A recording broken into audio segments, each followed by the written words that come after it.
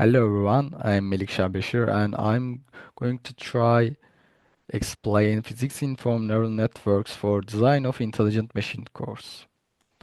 Let's start.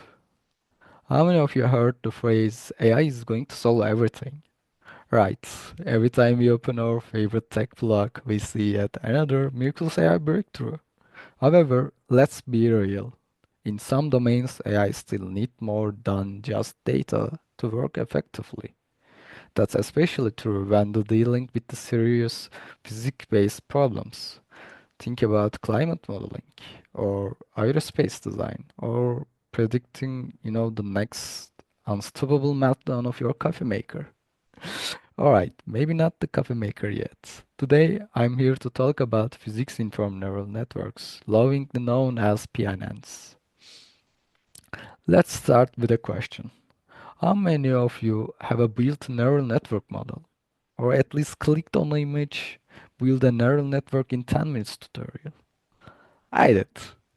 Traditional neural networks are great, but they often need gigantic data sets. They are also not always guaranteed to follow any fundamental physical laws. They are black boxes, actually.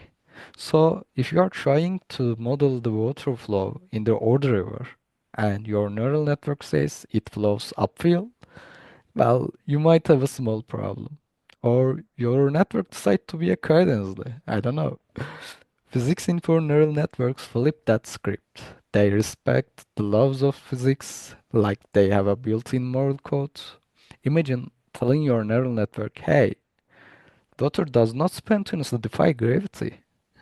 With PNNs, that rule is baked into the network's training. Alright, let's break it down in the simplest way possible, like a short cooking recipe. Start with your favorite neural network. Maybe it's a feed-forward net. Maybe it's a fancy transformer.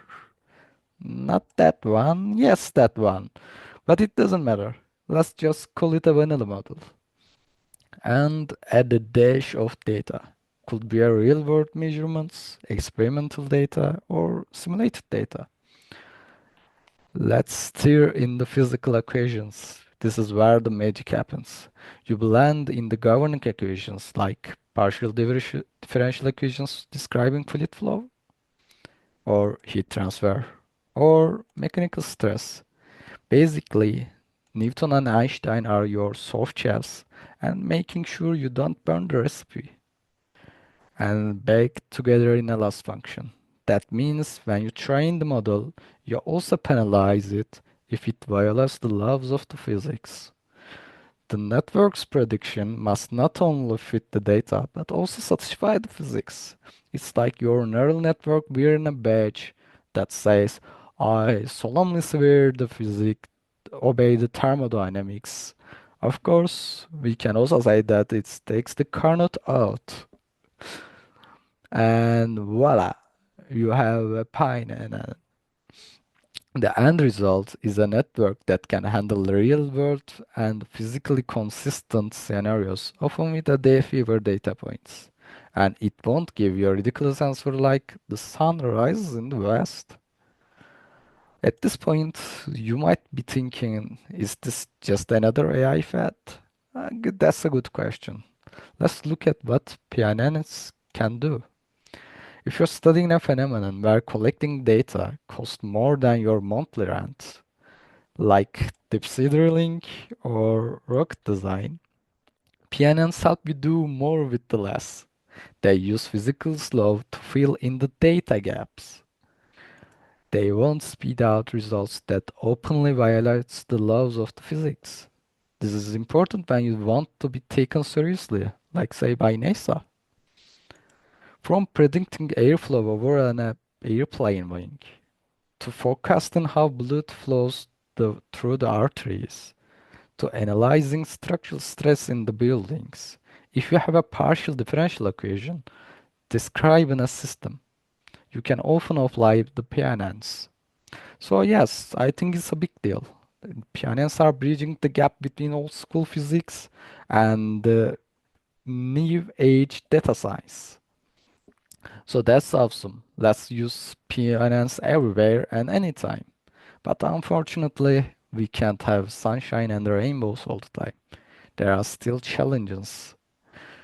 PNNs often have complex loss functions, which means training can take a lot of computational power and time. Your laptop might start burning.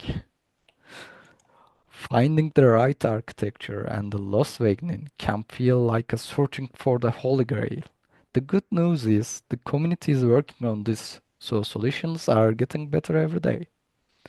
When dealing with the truly massive systems, even the best coded PNN can slow down. But again, research is ongoing to make them more scalable, using ideas like domain decomposition and parallel processing. Looking at it, the future of PNN is bright. Researchers are exploring new ways to incorporate uncertainties, noises, and even multiple physics domains. That means we are on the track for more robust AI models that can handle everything from designing safer aircraft to predicting natural disasters with improved accuracy. Final takeaways. PNNs are hybrid brainiacs. They combine data-driven deep learning with a good old-fashioned physics. They are data savvy. They thrive even when data is limited, as long as you can provide some known equations. They are booming. Whether in academia or industry, you will see more PNNs in the next few years. To wrap up, I hope you walk away with one big idea. AI doesn't have to be a black box that ignores the laws of the nature. With physics-informed neural networks, you can build solutions that are both data smart and physics savvy. And that might just save you from making a model that says we can serve appeal on the order. Thank you so much for your attention. Feel free to reach if you would like to explore more PNN further. And who knows, maybe next time you look at the laws of physics or the physics lecture books, you will think, hey, that's not just the school book stuff. That's the future of the AI stuff. And these are the questions related to slides. They need some personal research to answer. Thank you so much for listening me.